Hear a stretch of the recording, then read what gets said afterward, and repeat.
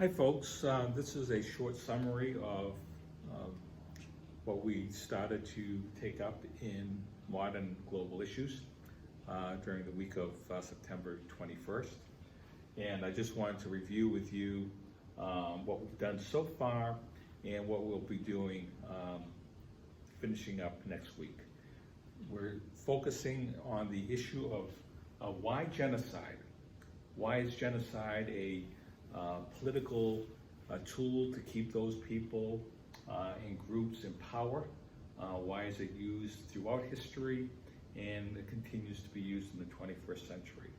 As we go through the slideshow, I just want to remind you to use the organizer to keep track of key thoughts that we are using throughout the slideshow. So remember, the slide is on this column here, and the key concepts are printed for you, and here should be your notes. Now I need you to pass these notes in because these key concepts and the focusing questions you're asked throughout the class presentation match the slideshow. Okay, so the discussion you have here should be recounted here. This will help you answer the questions that will come at the end of this unit.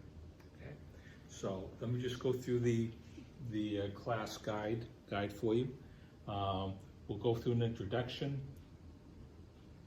Then I'm going to define genocide for you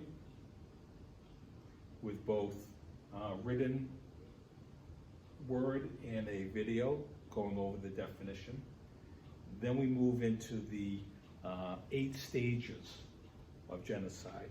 Historians believe they've identified 8 specific recognizable stages that you see as genocide begins, and it moves towards different degrees of fulfillment.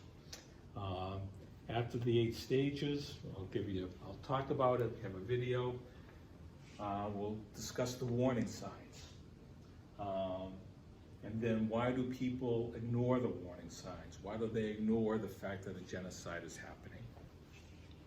And then from there, I'll give you some examples.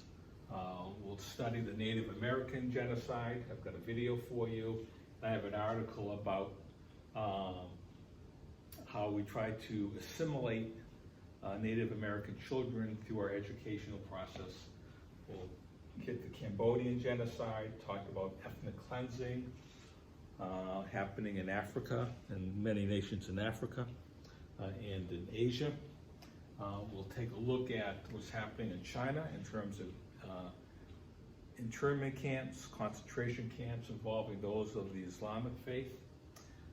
Then we'll finish this with how we prevent genocide and the Genocide Convention that has some rules for a call to action in terms of stopping genocide.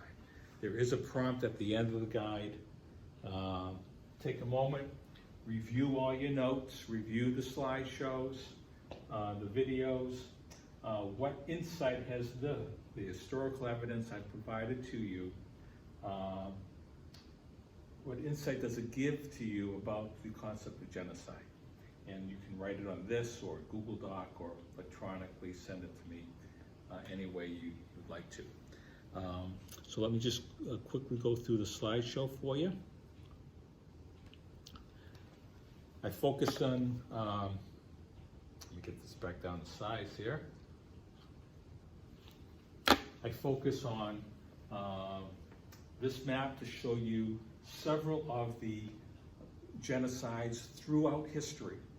That is not one region or another. It happens in every single continent, every major population center around the world. And it's been happening throughout time, whether it be Native American,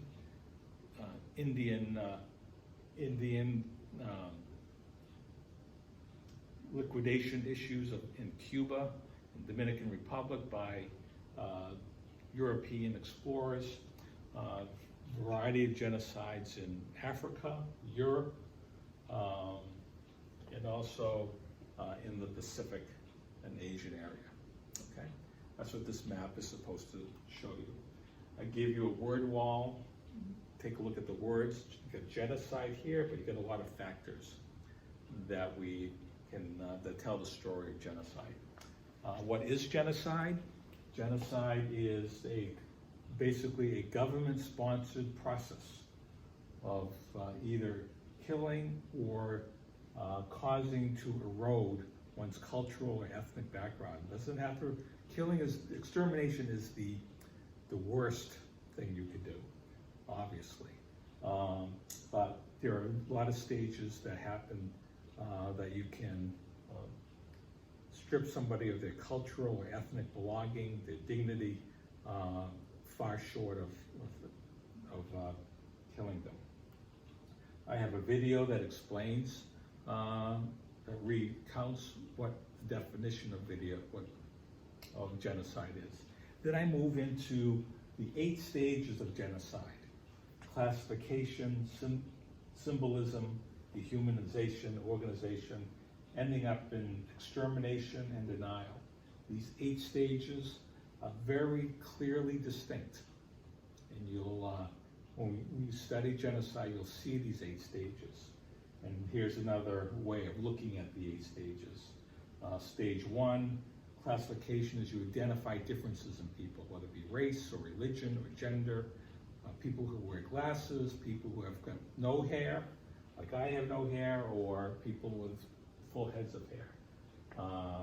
Polarization, you polarize, you create division between people, you prepare the victims that are based upon this identification, you separate them, you identify them, then you take the step of exterminating them. After that, then you begin the denial.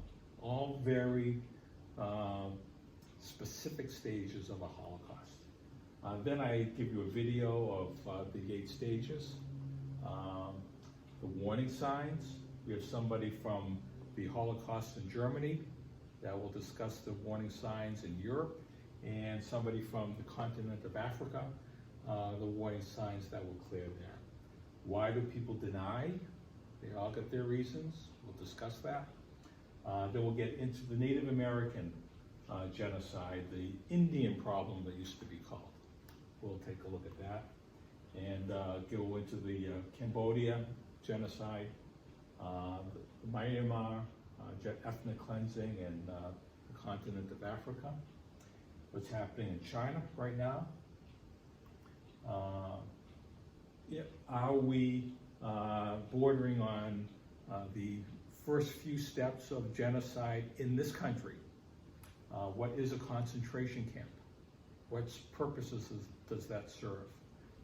We'll see where that takes us, and how to prevent genocide, and the call to action. So that is what we're dealing with on the week of the 21st into the last week of September. I'll provide a detailed video of our classes next week, but that gives you a summary of what we did in class on the week of the 21st. Have a wonderful weekend. Any questions or thoughts?